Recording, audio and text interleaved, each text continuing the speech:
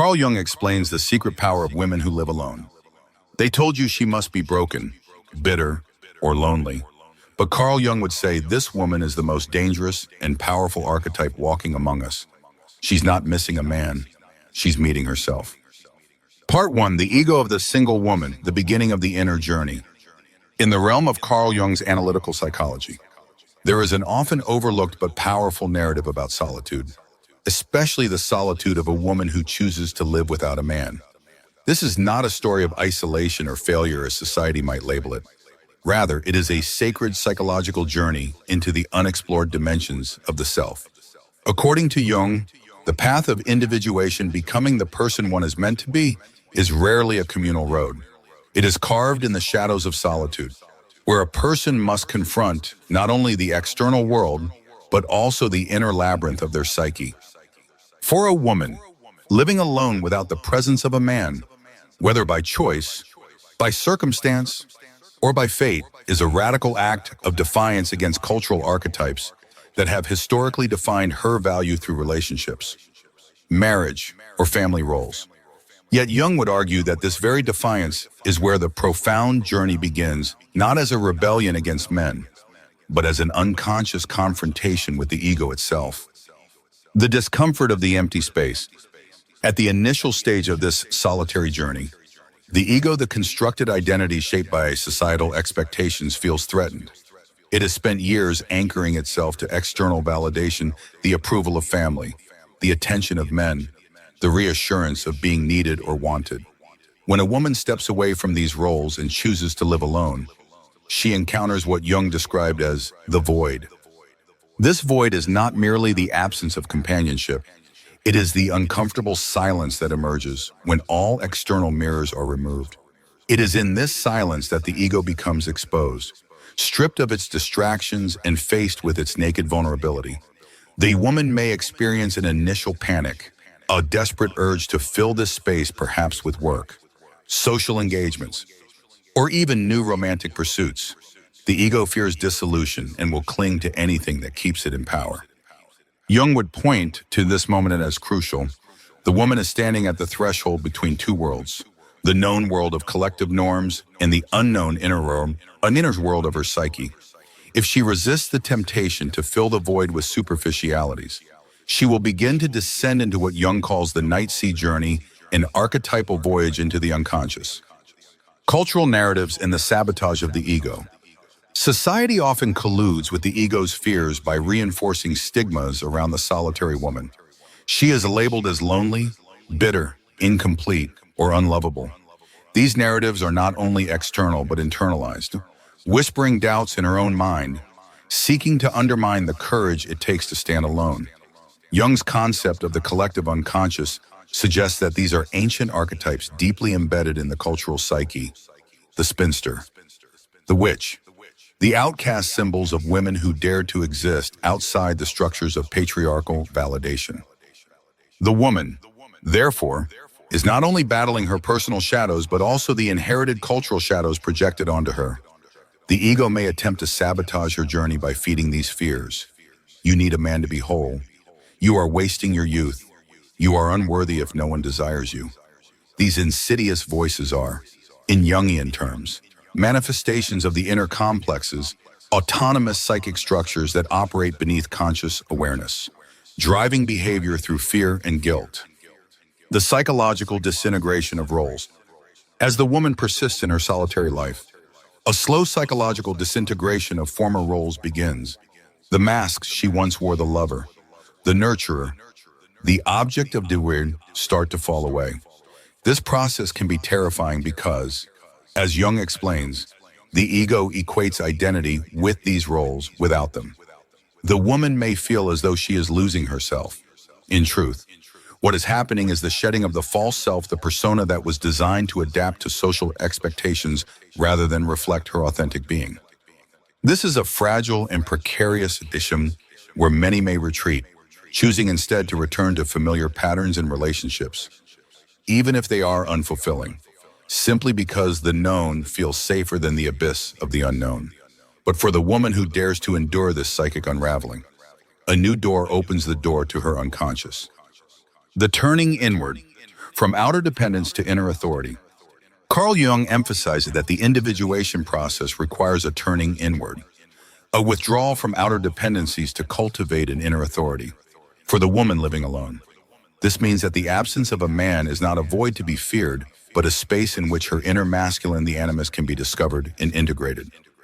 The animus, according to Jung, represents the inner masculine principle within a woman, often projected outward onto men, lovers, or authority figures. In the absence of a man, the woman is forced to confront this inner figure directly. She begins to recognize that the strength, protection, guidance, and support she once sought from a partner can be accessed within herself.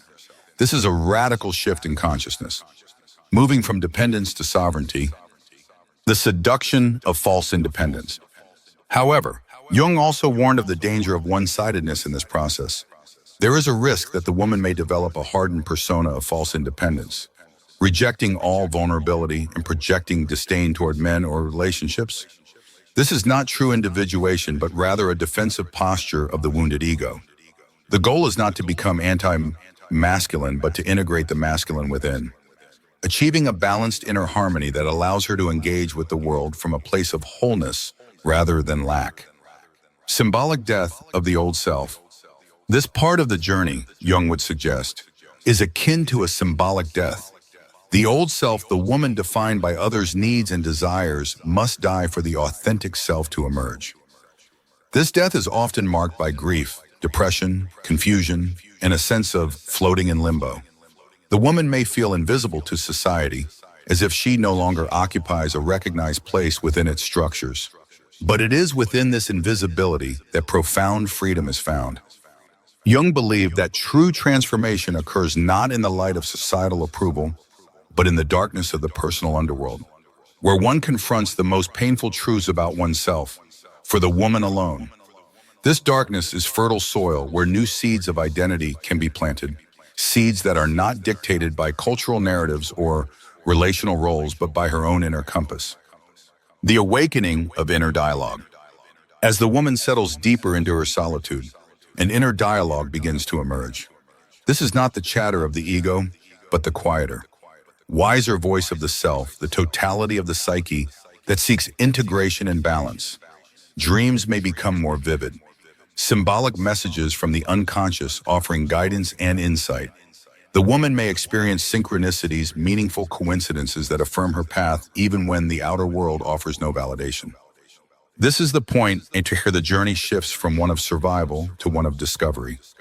The woman starts to listen, not to the noise of the world, but to the whispers of her soul. She may uncover forgotten passions, creative impulses, spiritual longings, dimensions of herself that were neglected while she was preoccupied with meeting external expectations. Conclusion of Part 1.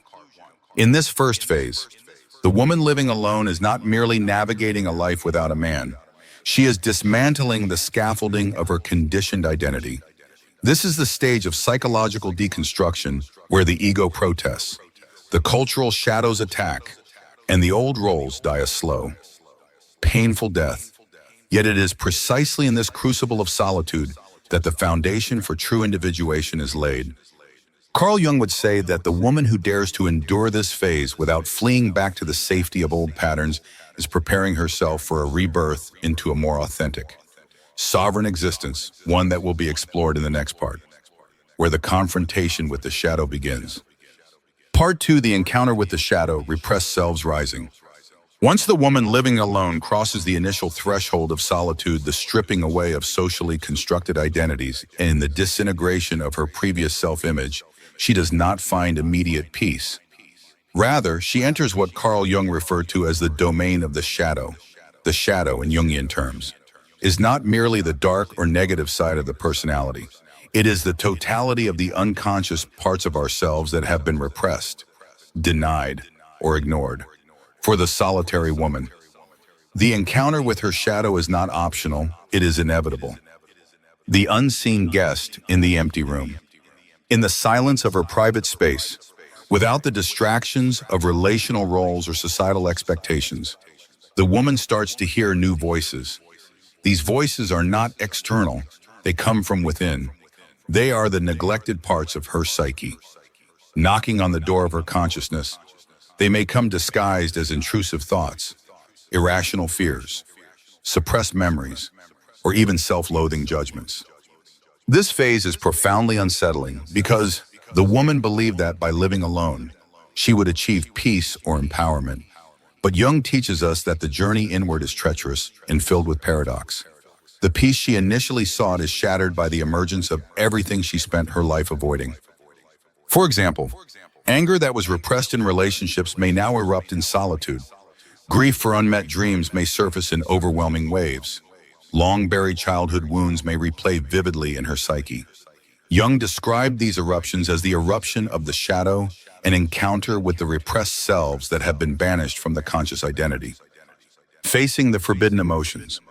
One of the most critical aspects of this stage is the confrontation with emotions that the woman was taught to disown in patriarchal societies. Women are often conditioned to suppress anger, ambition, lust, assertiveness, or aggression, qualities labeled as unfeminine, when she lived within relational structures. These parts of her were often projected onto men or hidden behind masks of compliance and sweetness. Now, in the absence of a man or any external scapegoat, these disowned emotions return to their rightful owner. The woman is forced to confront her own capacity for rage, her own suppressed sexual desires, her hunger for power, her ambitions that she once sacrificed for others. This is a dangerous terrain because the ego will attempt to deny, rationalize, or flee from these feelings. Jung warned that when the shadow is ignored, it becomes more potent, often manifesting in destructive or compulsive behaviors. Therefore, the only path forward is through conscious confrontation, acknowledging these parts without judgment, integrating them into the whole of her being. The archetype of the outcast within. The woman at this stage may experience an inner archetype awakening that of the outcast. This figure represents the aspects of herself she exiled long ago to gain acceptance, love, or survival in a world that demanded conformity. She may feel like a stranger to herself, encountering parts of her psyche that speak in foreign, frightening tongues. But Jung teaches that these outcast parts are not enemies. They are keys to wholeness. The woman begins to understand that the parts of herself she feared the most, her darkness, her madness, her forbidden desires, are also the gateways to her authenticity, her creativity, and her power. The outcast archetype is not only personal but collective. The woman now embodies the collective experience of women throughout history who have been silenced, marginalized, or punished for daring to live outside the prescribed roles of wife, mother, or object of desire. By integrating the outcast within herself, she is not only healing her personal wounds, but also participating in the healing of the collective feminine wound. Dreams as messengers from the shadow. During this period, the woman's dreams may become increasingly vivid, chaotic, or disturbing. Jung viewed dreams as the royal road to the unconscious. Offering symbolic messages from the shadow, she may dream of dark figures, monstrous creatures, or violent scenarios, all representations of her disowned psychic contents seeking acknowledgement. For instance, dreaming of being chased may symbolize the parts of herself she is still fleeing from. Dreams of drowning may represent the overwhelming flood of emotions she is resisting. These dreams are not to be feared, but embraced as guides on the journey. Jung would encourage the woman to engage in active imagination, dialoguing with these dream figures, exploring their meaning, and integrating their messages into her waking life. The temptation of projection. At this volatile stage, there is a psychological temptation to project the shadow onto others, particularly men. The woman may develop narratives where all men are dangerous, oppressive, or unworthy, externalizing her inner conflict onto the outer world. Jung cautioned against this, warning that projection is a defense mechanism the ego uses to avoid owning its shadow. True integration requires that the woman recognize these qualities as parts of herself. The aggressor in the dream is not only an external threat, it is also the inner aggressor, the parts of her that sabotage her growth, criticize her worth, or enact self-violence through self-hatred or neglect. This stage demands radical honesty.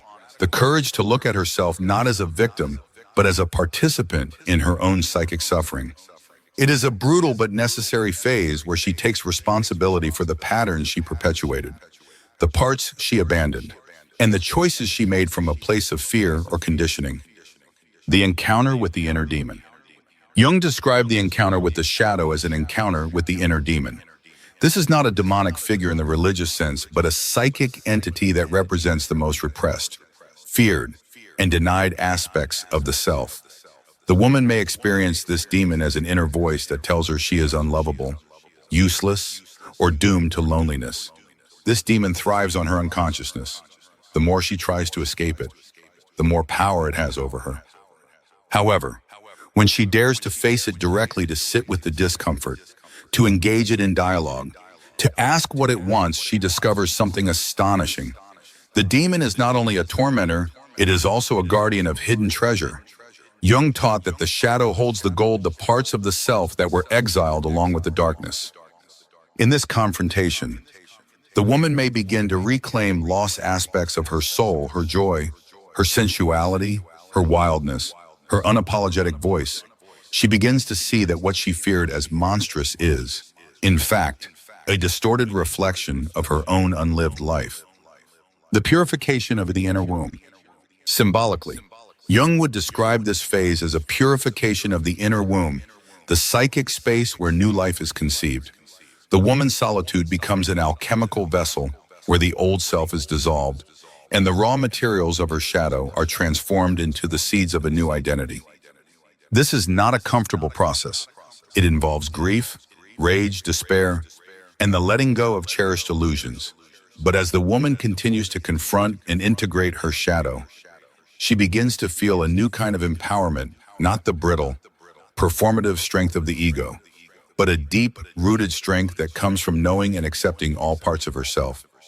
Shadow integration as a feminine rite of passage. In patriarchal societies, women are rarely offered rites of passage that honor the integration of the shadow. Instead, they are encouraged to remain in the persona, to be pleasing, agreeable, nurturing, and self-sacrificing. The solitary woman living outside these structures creates her own rite of passage by embracing the shadow. This is a sacred initiation into a more authentic form of femininity, one that includes not only love, compassion, and beauty, but also rage, destruction, and chaos. Jung believed that wholeness comes from integrating opposites, and for the woman, this means reclaiming the dark feminine, the aspects of herself that have been demonized, suppressed, or pathologized. Emergence of the wild woman archetype. As she integrates the shadow, the woman may feel the emergence of a new archetype within her, the wild woman. This figure is ancient, primal, and untamed. She is the part of the woman that belongs to the earth, to the cycles of nature, to the rhythms of her body and soul. She is not domesticated by cultural norms or the demands of the ego. The wild woman is the antidote to the numbness and dissociation that often accompany the suppression of the shadow. She brings vitality, creativity, sensuality, and fierce love, not love that seeks approval, but love that burns away illusions. Jung would describe this as the return of the libido, the life force that was trapped in the complexes and now freed through the integration of the shadow. The woman begins to experience herself as alive in a way she never did when she lived according to external expectations. Conclusion of Part 2. In this profound and perilous phase, the solitary woman confronts her shadow not as an enemy, but as a necessary ally in her individuation journey. She learns that the parts of herself she feared the most are also the parts that hold the keys to her liberation. By integrating the shadow, she dismantles the internal prison of self-repression and steps into a fuller, wilder, and more authentic version of herself. The next phase of the journey will explore the awakening of her inner feminine principle, Anima, and how, in the absence of a man, she becomes her own source of love, wisdom, and creation. Part 3, the rise of the inner Anima, awakening the inner feminine.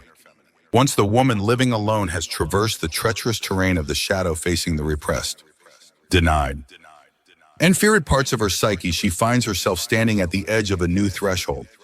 She has dismantled the false self and integrated the hidden aspects of her being. Now, in the absence of external relational dynamics, she is poised to encounter an even deeper layer of her psyche, the inner anima. Misconceptions about the anima in women. In Jungian psychology, the anima is traditionally associated with the inner feminine of men, while the animus represents the inner masculine of women. However, Jung's later works and more contemporary depth psychologists have emphasized that both men and women possess both energies within, albeit in different proportions and expressions. For a woman who has severed herself from societal conditioning and relational dependencies, the rise of the anima within her psyche is not only possible but necessary.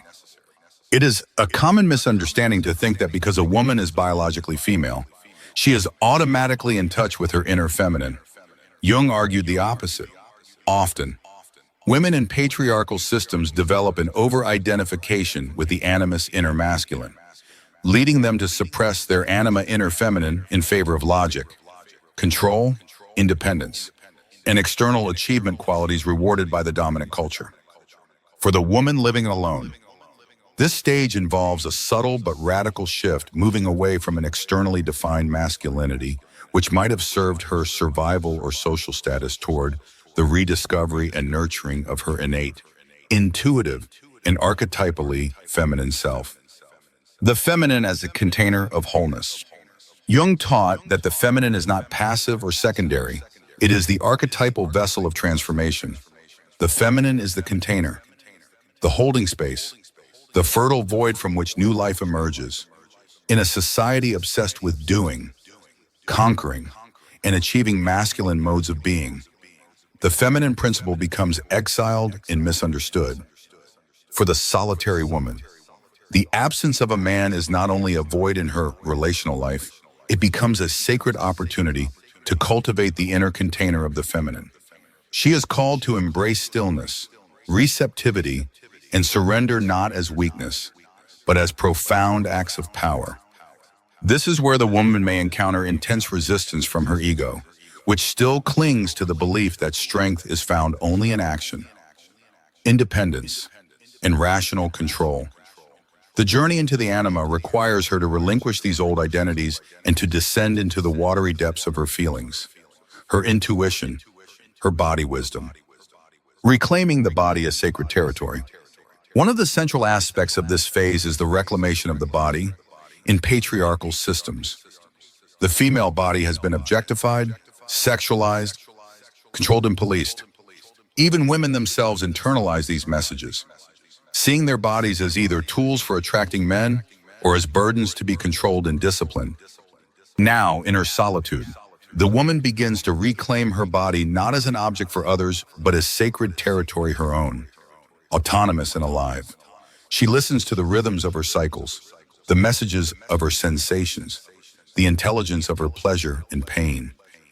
This reclamation is not a cosmetic or surface-level self-care ritual. It is an embodied spiritual practice.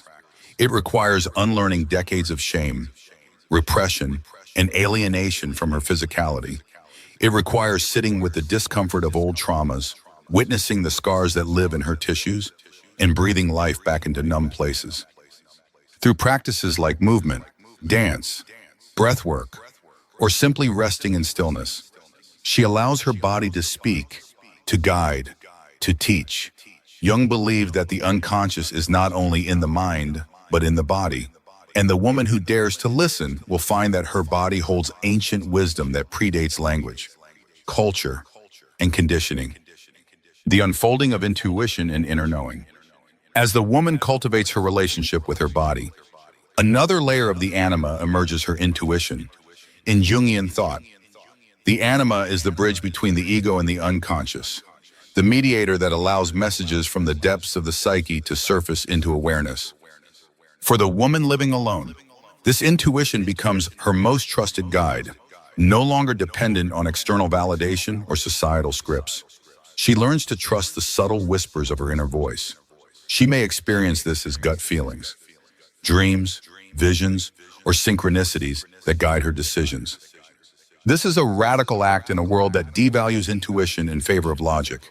The woman learns to honor her irrational knowings, recognizing that they are not inferior but essential components of her holistic intelligence. This is what Jung called the integration of the anima, a return to the wisdom of the soul. The descent into the creative womb. In the absence of a man, the woman also discovers the creative power of her womb, not only in the biological sense, but as a metaphor for her capacity to gestate, nurture, and birth new realities. The anima awakens her to her inner creative forces that were perhaps suppressed in the busyness of relational life. She may find herself drawn to painting, writing, gardening, or other forms of self-expression that allow her to externalize her inner world. Jung believed that creative expression was not merely art therapy, it was a vital process of individuation. Through creativity, the unconscious is given form and voice. For the woman, this becomes a sacred dialogue with her inner feminine, allowing her to birth aspects of herself that were previously unlived or unexpressed. The feminine relationship with time and cycles. One of the most profound shifts in this stage is the woman's relationship with time. While the masculine mode is linear, goal-oriented, and future-focused, the feminine mode is cyclical, seasonal, and rooted in the present. The woman living alone begins to feel these cycles within herself, the waxing and waning of her moods, her energy, her desires. She no longer forces herself into rigid schedules or punishes herself for not being productive enough. Instead, she honors the natural ebb and flow of her being, aligning her life with her internal rhythms rather than external demands.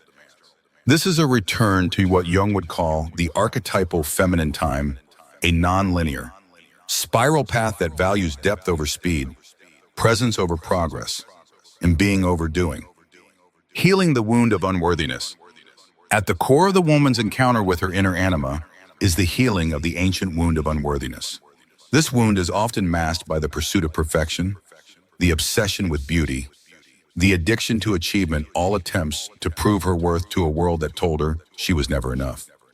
Now, in the solitude of her own presence, she is invited to dismantle these illusions and to sit with the raw, vulnerable truth of her inherent worthiness, not because she is desired by a man, not because she is productive, not because she is good, but simply because she exists. This is perhaps the most revolutionary act of all, to love herself in her entirety, to embrace her flaws, her messiness, her darkness, and her light, without the need for anyone else's approval or validation. Integrating the inner anima into everyday life. As the woman continues to cultivate her relationship with her anima, she begins to bring this inner wisdom into her daily life. She no longer seeks relationships from a place of lack, but from a place of fullness. She no longer tolerates environments that dishonor her feminine essence. She makes choices that nourish her soul rather than feed her ego. This is not a rejection of the masculine or of relationships, but a transformation of her relationship to them. She no longer needs a man to complete her. She is whole within herself. Any partnership that arises from this space is a conscious choice, not a desperate grasp for completion. Jung called this the marriage of the opposites within the sacred union of the inner masculine and feminine that births the self. Conclusion of part 3. In this phase, the woman has not only integrated her shadow, but has awakened to the deep, potent, and creative power of her anima. She reclaims her body, her intuition, her cycles, her creative womb, and her intrinsic worthiness. She becomes a vessel of wisdom, a bridge between the conscious and the unconscious, the personal and the collective. She embodies the truth that the absence of a man is not an absence of love, creativity, or fulfillment. It is an opening to the vast, wild, untamed landscape of her own feminine soul. In the next stage, she will rise into the archetype of the queen, the sovereign woman who rules not over others, but over herself. Part 4, the sovereign woman awakening the queen archetype. The woman who has integrated her shadow and awakened to the depths of her inner anima stands now at a pivotal stage in her individuation journey. She is no longer the woman society told her to be, nor is she defined by the role she used to play. She has stripped herself of her false skins and emerged as someone reborn from within. But Jung would argue that the journey does not stop here. Once the inner anima has been integrated, the woman is called to embody an even more commanding archetype, the queen. This is not the queen of fairy tales or societal hierarchies. It is the archetype of sovereignty, self-mastery, and inner authority, the queen archetype. From a Jungian perspective, is the matured expression of the fully individuated feminine. She rules her inner kingdom with wisdom, discernment, and compassion, not seeking power over others, but embodying power over herself. The inner throne of self-governance. In the world outside, power is often associated with dominance, status, and control over others. But the queen archetype within the solitary woman is a different kind of power. It is the power of self-governance, the ability to make choices from a place of alignment with her deepest truth, irrespective of the opinions, projections, or expectations of the outside world. This is where the woman begins to experience the fruits of her inner work. She no longer acts out of reactive wounds or from her ego's need to be validated. Instead, she acts from a place of conscious responsibility for herself. She is the ruler of her body, her time, her space, her mind, and her energy. Jung would suggest that this stage is the culmination of the earlier inner work. The woman has cleared the psychic debris that clouded her vision, and now she can see with clarity. She becomes the sovereign of her inner kingdom, no longer swayed by the storms of the external world. Boundaries as the queen's guard. One of the key expressions of the queen archetype is the establishment of healthy boundaries. The woman, having reclaimed her inner authority, becomes fiercely protective of her time, space, and energy. She no longer says yes when she means no. She no longer tolerates disrespect, manipulation, or situations that diminish her.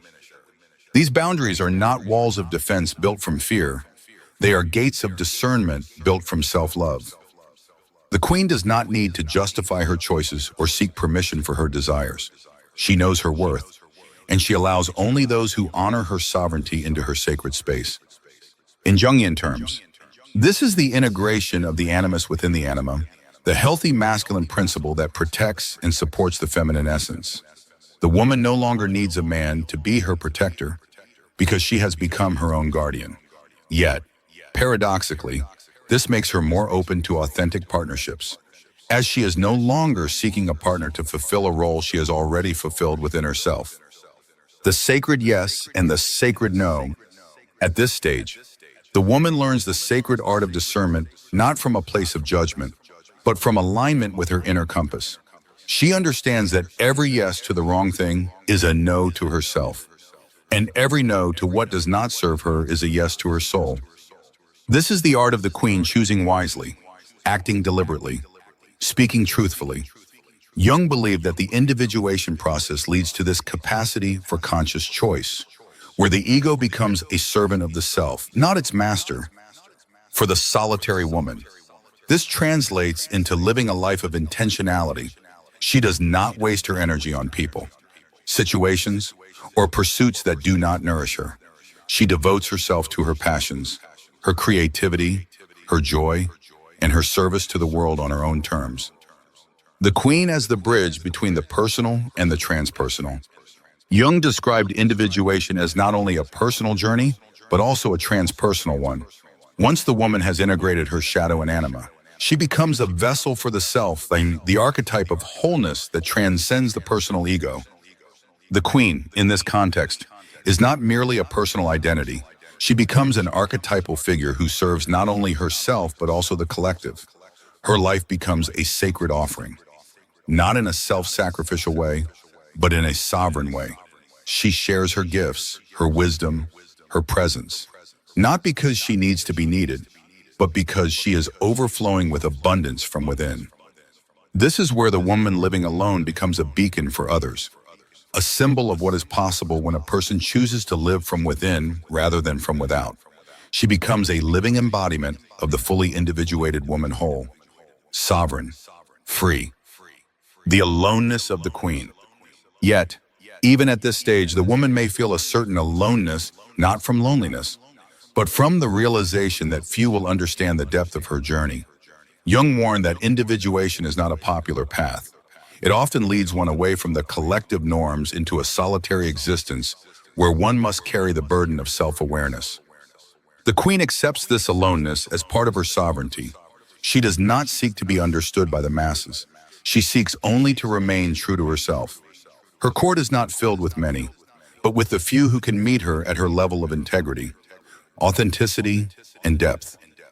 This is not an elitist stance, but a necessary one for the preservation of her energy and the honoring of her journey. She understands that not all are ready to walk this path, and she no longer tries to convince, fix, or save others. She trusts that those meant to walk alongside her will find her by resonance, not by pursuit. The Queen's relationship with men. Perhaps one of the most profound shifts at this stage is the woman's relationship with men.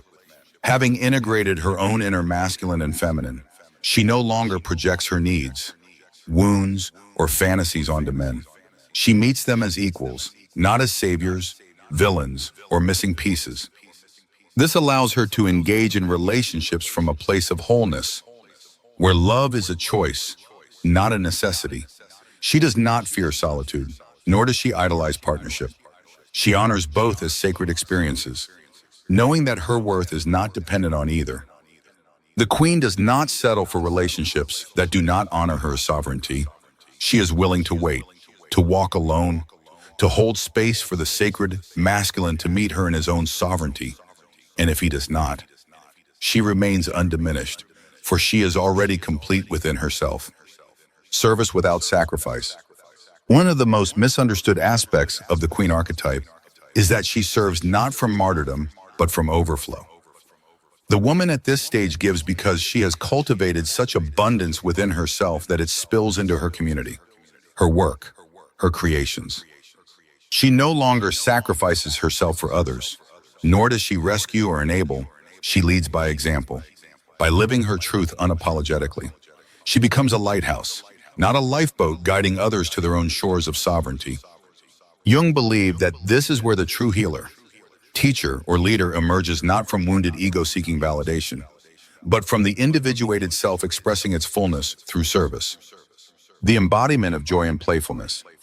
Despite the gravitas of the Queen archetype, the woman also rediscovers joy, playfulness, and sensuality not as tools to attract others, but as expressions of her own delight in being alive.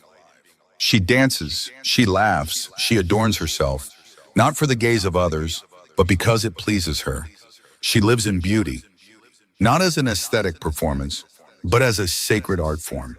She surrounds herself with things, people, and experiences that nourish her senses and uplift her spirit.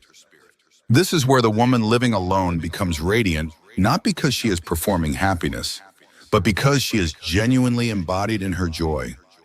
She has traversed the darkness, integrated the shadow, awakened the anima, and now she stands in the light of her own being. Conclusion of Part 4. In this stage, the solitary woman becomes the queen of her inner kingdom. She embodies sovereignty, discernment, compassion, and fierce self-love. She governs her life with wisdom, boundaries, and intention.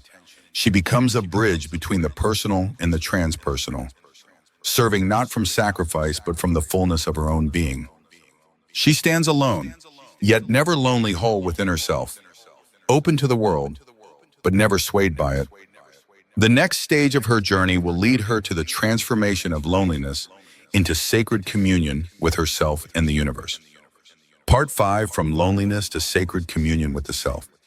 The woman who has fully stepped into her sovereignty, embodying the Queen archetype, faces yet another paradox in her journey of individuation, the confrontation with the lingering presence of aloneness. Despite her inner integration, her self-governance, and her reclamation of power, there exists within her a subtle ache, a primal longing that no amount of inner work can fully silence. Carl Jung wrote extensively about this existential loneliness, the inherent solitude of the individuated individual who no longer fits within the collective. For the woman living without a man, this loneliness can be both a gift and a torment. It is the fertile soil from which her deepest communion with the self can arise, but only if she dares to face it without resistance. Loneliness as an archetypal experience. In Jungian psychology, loneliness is not merely a psychological state, It is an archetypal experience, part of the hero's journey into the depths of the psyche. The woman who lives alone embodies this archetype in a society that pathologizes solitude, especially for women. She becomes the wanderer, the mystic, the crone figures who have always walked the margins of culture, bearing the gifts of insight, wisdom, and prophecy. Jung believed that loneliness often emerges most intensely after significant inner work has been done. It is the space left behind when the false selves, the illusions, and the projections have been stripped away. The woman now finds herself in what could be described as a psychic desert, vast, empty, yet also teeming with invisible life. The sacred aloneness versus despair.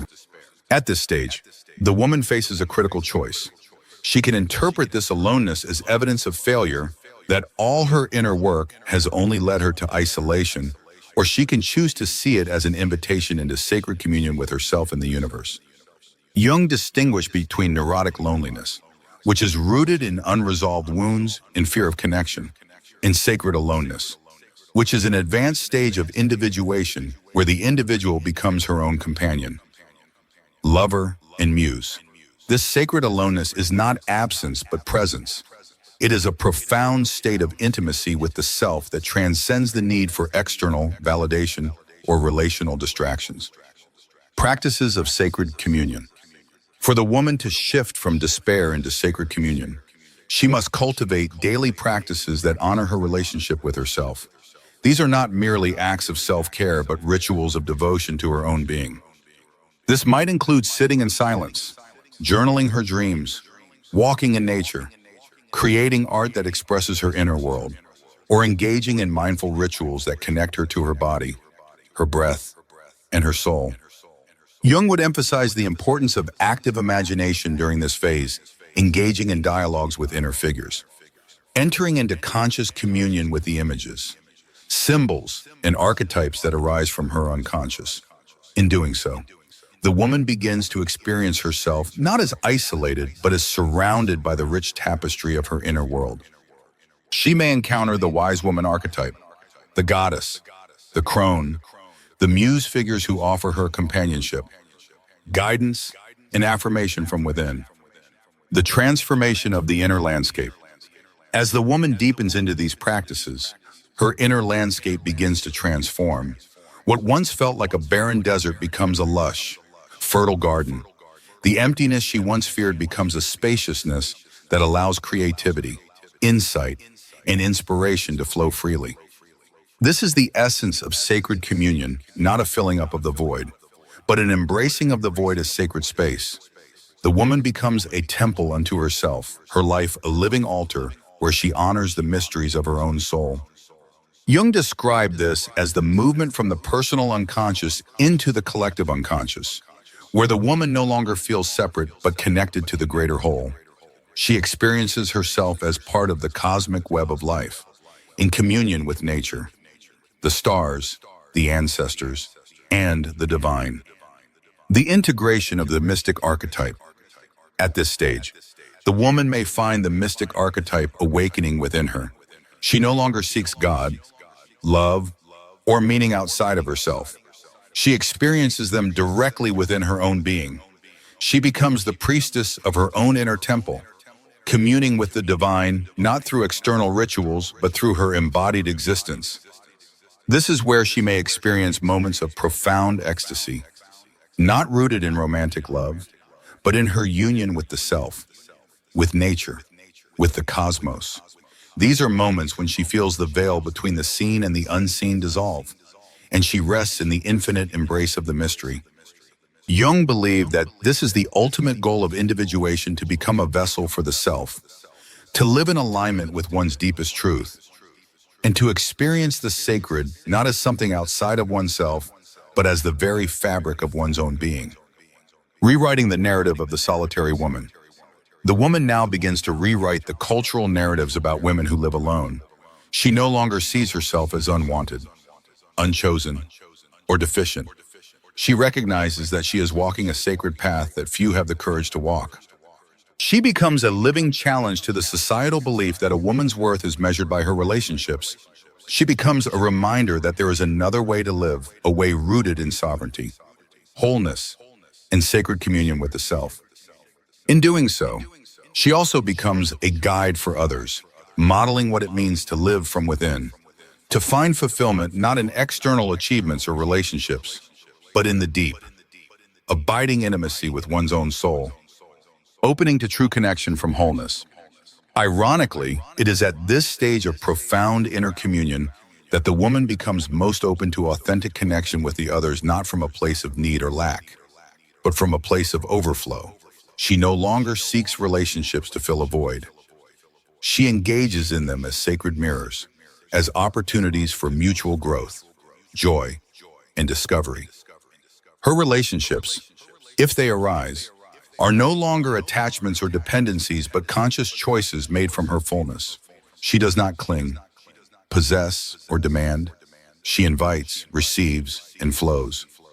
Jung would say that this is the flowering of the individuated self when one can engage with the world, with others, with love, without losing oneself. The freedom of emptiness. Perhaps the most paradoxical gift of this stage is the freedom the woman finds in embracing emptiness. She no longer fears the empty spaces in her life, empty bed, empty house, empty calendar. She experiences them as sacred openings where the mystery can enter, where her soul can breathe, where new life can gestate. She understands that emptiness is not a problem to be solved, but a presence to be honored. It is the space where the deepest transformations occur, where the unseen becomes seen, where the formless takes form. This is the space of the womb, the cauldron, the void archetypal symbols of the feminine mystery that Jung revered as essential to psychic wholeness. Conclusion of Part 5. In this stage, the woman living alone transforms her experience of loneliness into sacred communion with herself and the universe. She moves from seeing aloneness as an affliction to embracing it as a portal into the mystery. She becomes her own beloved, her own muse, her own sacred partner. She lives not in isolation, but in profound connection with her body, her soul, the earth, and the cosmos. She is alone, yet never truly alone, for she carries the entire universe within her.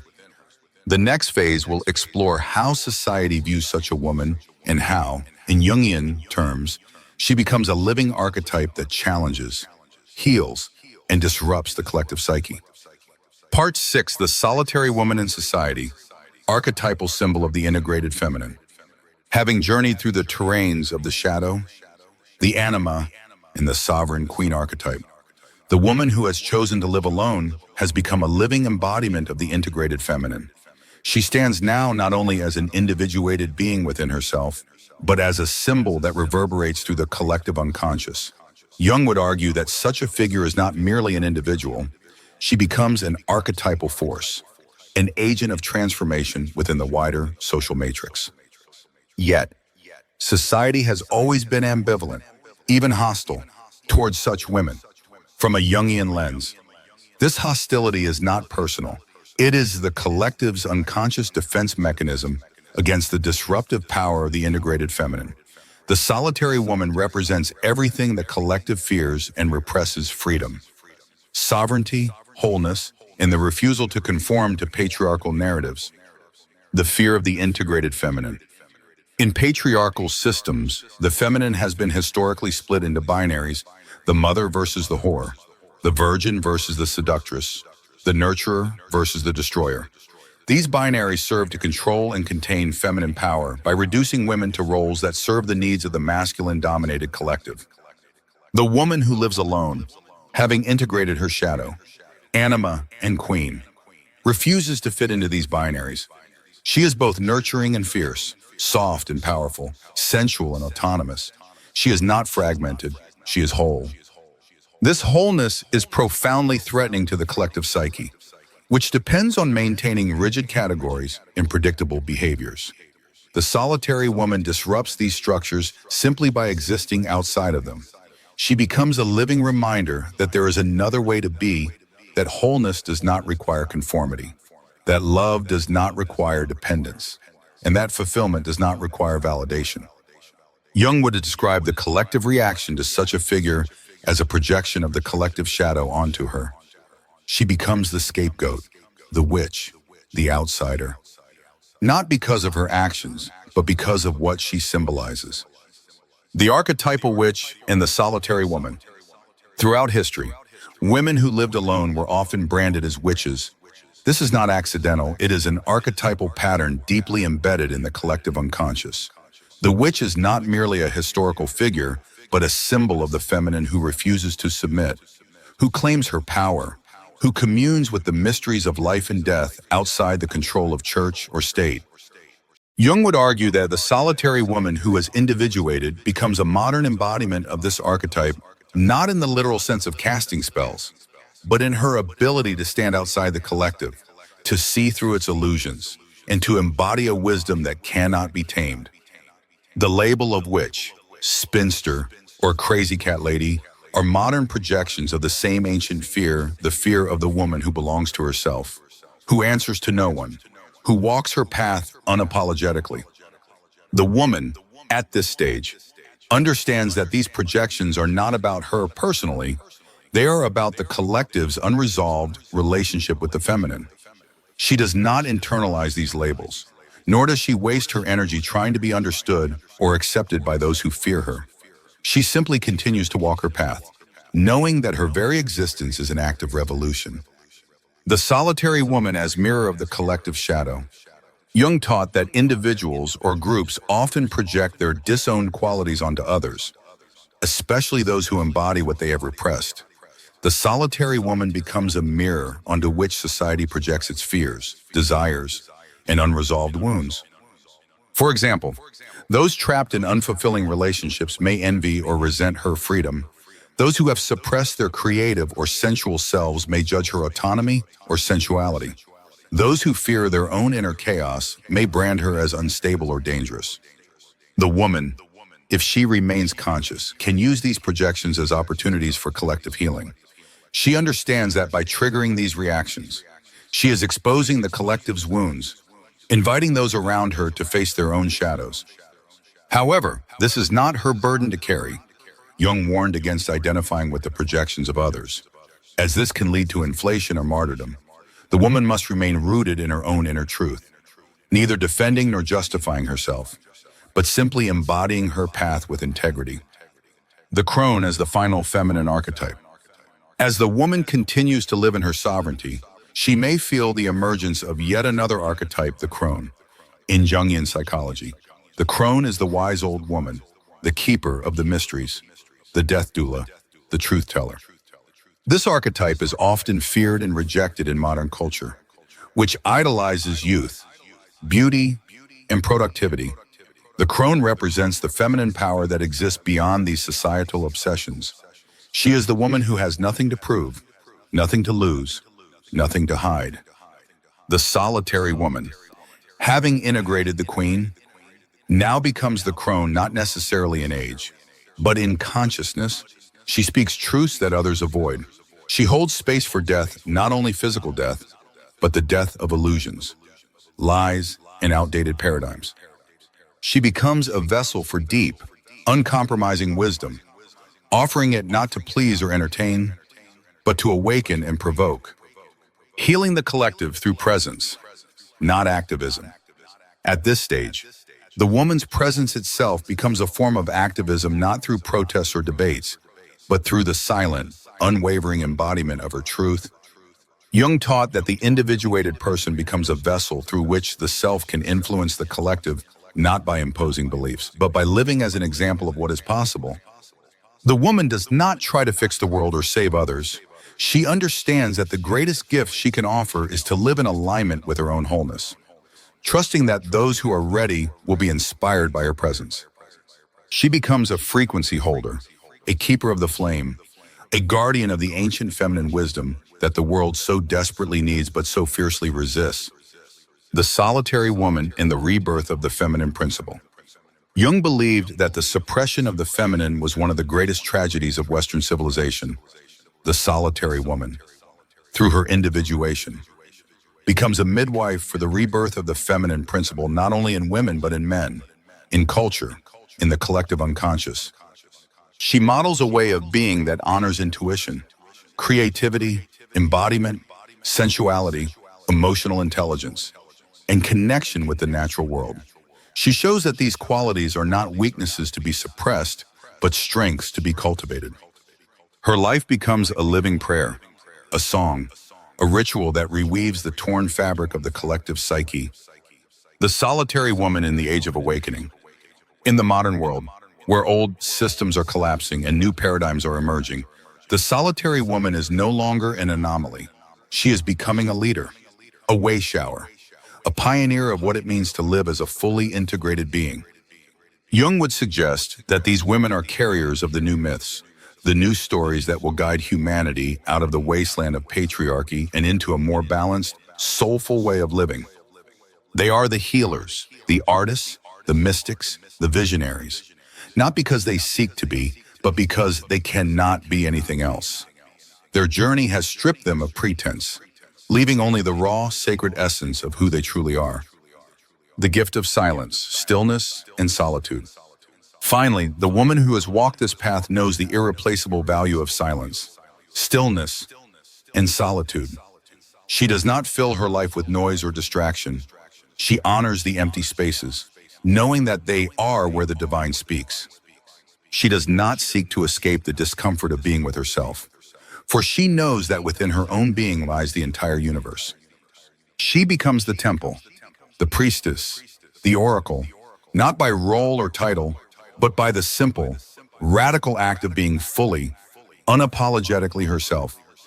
She stands at the edge of the world, looking both inward and outward, a bridge between the old and the new, the personal and the collective, the human and the divine. She is the solitary woman, the integrated feminine, the embodiment of the self-made flesh.